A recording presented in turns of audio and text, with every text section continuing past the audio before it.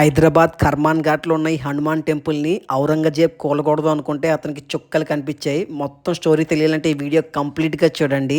Hello guys, ఈరోజు కర్మాన్ ఘాట్లో ఉన్న హనుమాన్ టెంపుల్కి అయితే వచ్చా. ఈ హనుమాన్ టెంపుల్కి చాలానే చరిత్ర ఉంది. ఆ స్టోరీ మొత్తం చెప్తే మీకు డెఫినెట్గా గూస్ బంప్స్ వస్తే ఈ వీడియో కంప్లీట్గా చూడండి.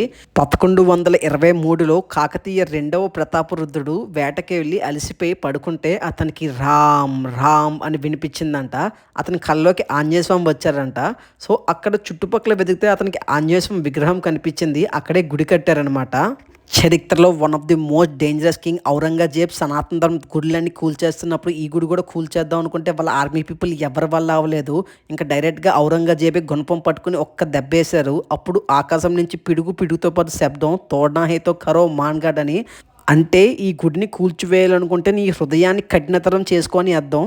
ఇంకా ఆ శబ్దం విన్నంటనే ఔరంగజేబ్ ఖడ్గం వదిలేసి పారిపోయారు.